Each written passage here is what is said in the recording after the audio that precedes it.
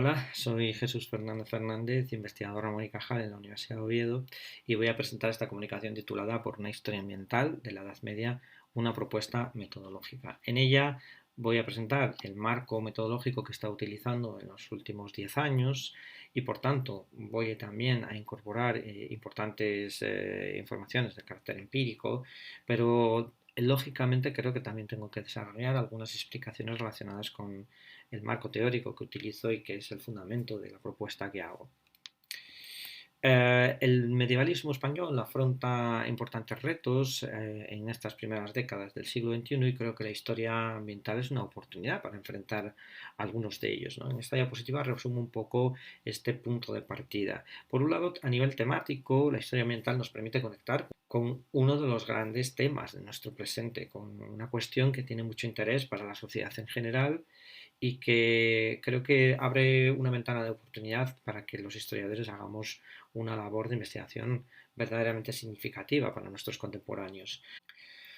Por otro lado, a nivel epistemológico es necesario fundir la tradición de la historia documental y la de la arqueología. La arqueología, a partir de mediados de los años 80 en España, cuando ha alcanzado una cierta madurez a nivel tanto metodológico como teórico, se ha independizado epistemológicamente de la historia y se ha generado un cierto divorcio, una cierta separación entre ambas disciplinas.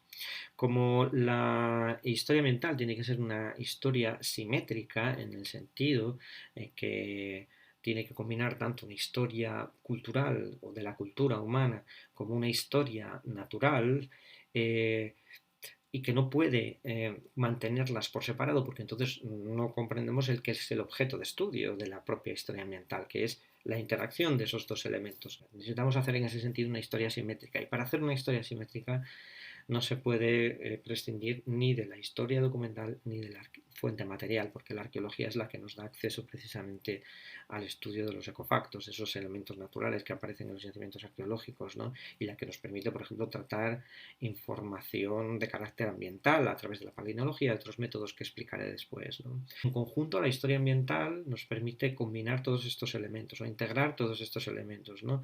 Abrir una investigación que temáticamente es significativa para nuestros contemporáneos, diluir la separación epistemológica entre una historia de base documental y una de base material, permite desplegar una historia simétrica que considere tanto la historia de los humanos y los no humanos, porque precisamente su objeto de estudio es esa relación dentro de un paradigma que son las humanidades ambientales desde las que se reclama la ecología a través de estas prácticas que se podrían englobar en lo que podríamos llamar una ecología histórica. Y los objetivos de esta investigación quedan resumidos en esta diapositiva: desarrollar por un lado una investigación básica que se apoye tanto en los registros materiales y documentales de la Edad Media, que integre la historia humana y la historia natural, como ya comenté antes, en relación, ese es el objeto de estudio de la historia ambiental, y por otro lado una investigación aplicada que incorpore una faceta autorreflexiva y políticamente comprometida con los grandes retos de nuestro presente, ¿no?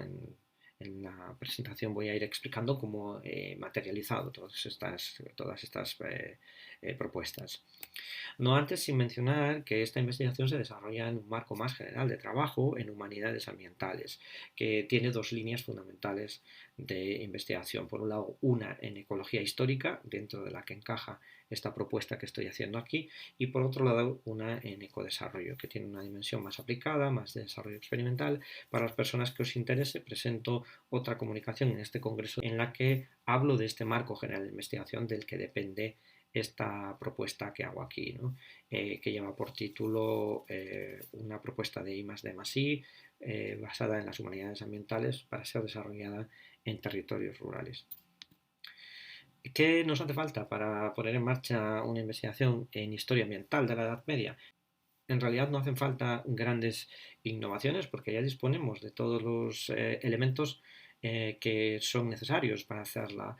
Creo que la novedad radica precisamente en cómo se utilizan esos métodos, esas técnicas que son habituales, que todos conocemos, como la arqueología ambiental, la historia, ¿no?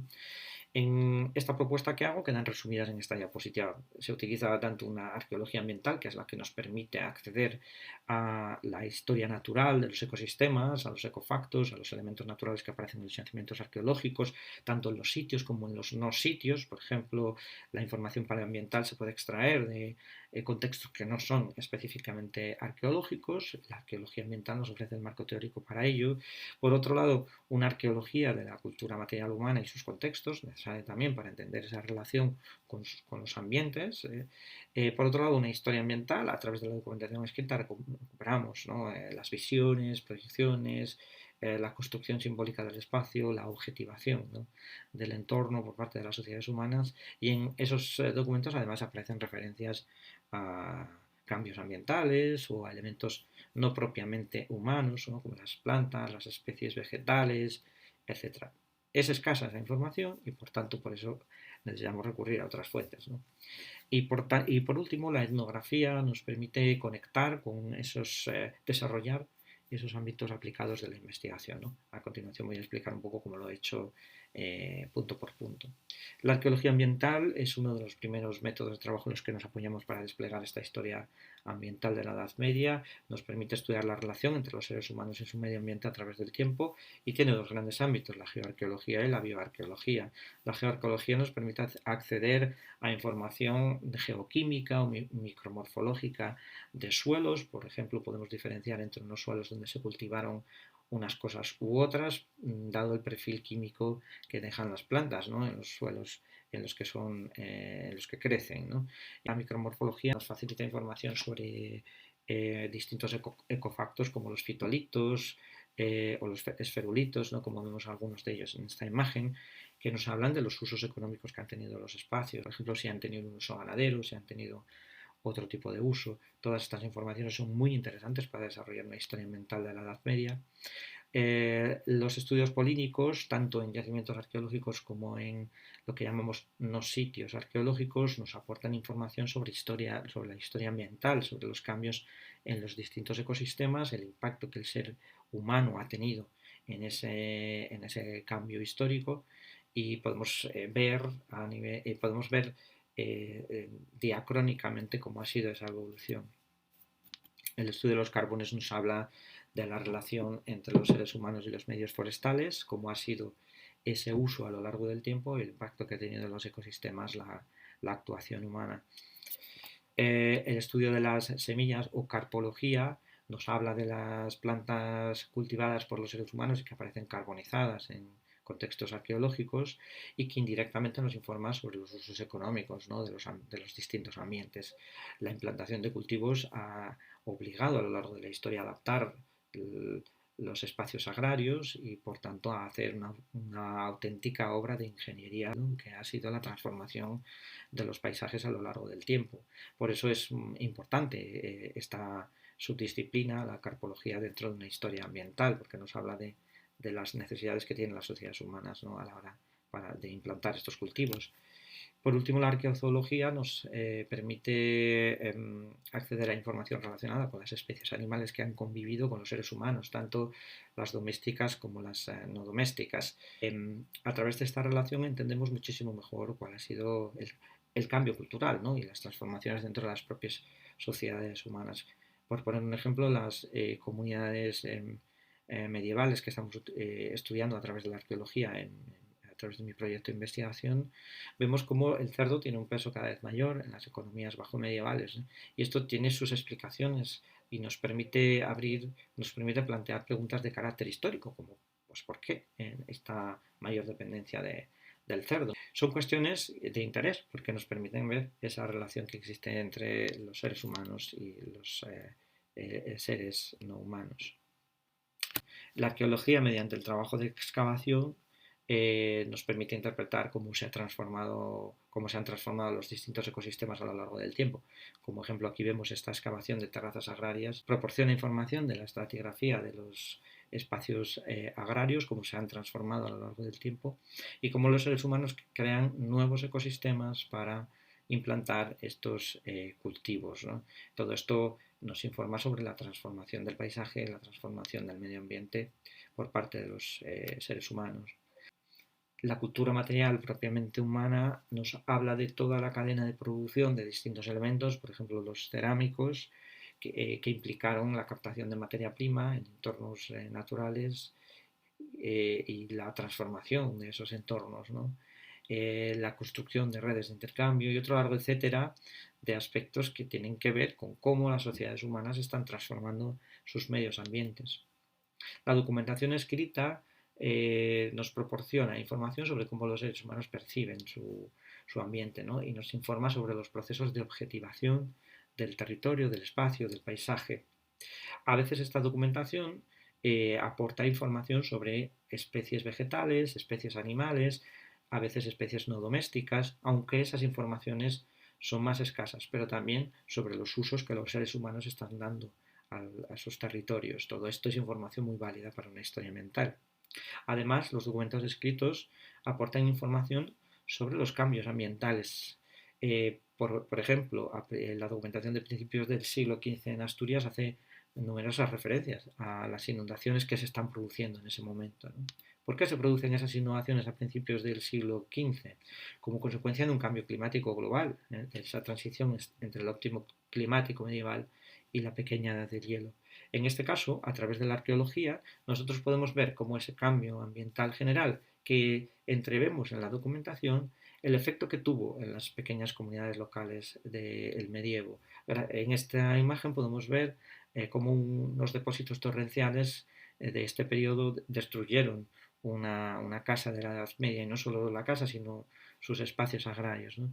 Gracias a la arqueología podemos precisar y analizar a una escala muchísimo más pequeña cuál ha sido el impacto de esos cambios climáticos globales en la Edad Media, lo cual tiene importantes repercusiones para nuestro presente, ya que existe un debate contemporáneo intenso, ¿no?, sobre cuál es la relación, cuál es la responsabilidad del ser humano en los cambios ambientales y cómo vamos a abordar ese reto.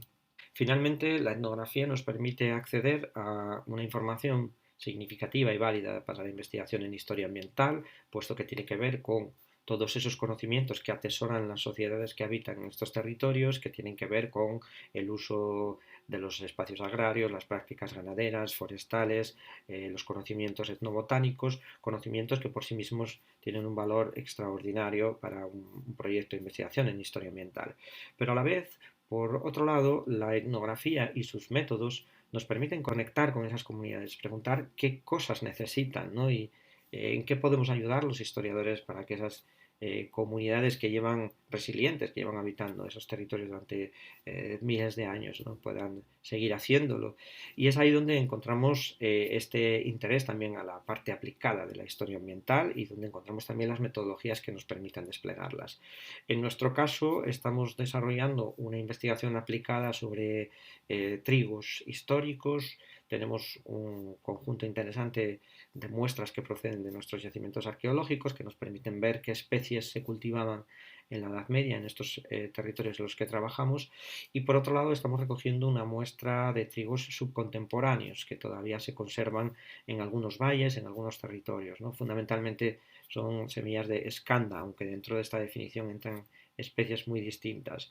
Esta comparación nos permite ver la pérdida progresiva de variedad que se está produciendo como consecuencia de la implantación de una economía de mercado en las zonas rurales, y lo que vamos a hacer es una investigación de rescate de esas variedades y vamos a implantar cultivos experimentales para crear un banco de semillas que después pueda ser accesible por todas aquellas personas que quieran implantar cultivos no con un fin de mercado, simplemente para practicar una economía o una agricultura de autosubsistencia, o bien por aquellas personas que practican métodos agroecológicos que son respetuosos con el medio ambiente, que aunque tienen una orientación de mercado, trabajan con estas especies autóctonas, ¿no? Este es un ejemplo de cómo una historia hecha desde el medievalismo y cómo una historia medieval puede tener un uso, una aplicación, ¿no?, en su contexto, ¿no? Bueno, ya para terminar, simplemente voy a plantear aquí unos resultados. A lo largo de los últimos 10 años he estado ensayando este modelo, este marco, utilizando estas metodologías que estoy comentando en esta comunicación, gracias a las que he recuperado numerosos contextos de época medieval que me han permitido describir, datar, reconstruir diferentes ambientes de ese periodo. Gracias a este enfoque simétrico en el que he combinado la fuente material y la fuente documental, he podido registrar, por ejemplo, el impacto que el cambio climático ha tenido en las sociedades campesinas del medievo, lo que nos permite extraer lecciones de interés para nuestro presente. Al desarrollar una investigación aplicada, se establece un contacto directo con las comunidades locales que habitan los territorios que son nuestro objeto de estudio y se buscan soluciones a sus problemas presentes basadas en la investigación y reflexión propiamente históricas, como ya expliqué, demostrando la utilidad y la aplicabilidad de estos conocimientos, su interés para la comprensión de nuestros ecosistemas actuales y para la búsqueda de soluciones más sostenibles a nuestros dilemas ambientales. Por todas estas razones reclamo, ¿no?, una historia ambiental de la Edad Media. Y como discusión planteo que el uso de esta metodología propuesta dentro de un marco teórico más amplio, como ya expliqué también, que son las unidades ambientales, nos permite reclamar la ecología desde las ciencias históricas, renovar nuestros enfoques sobre la Edad Media e instaurar prácticas historiográficas socialmente más comprometidas con los problemas de nuestro presente. Muchas gracias, espero que la comunicación os haya resultado de interés y os envío un cordial saludo.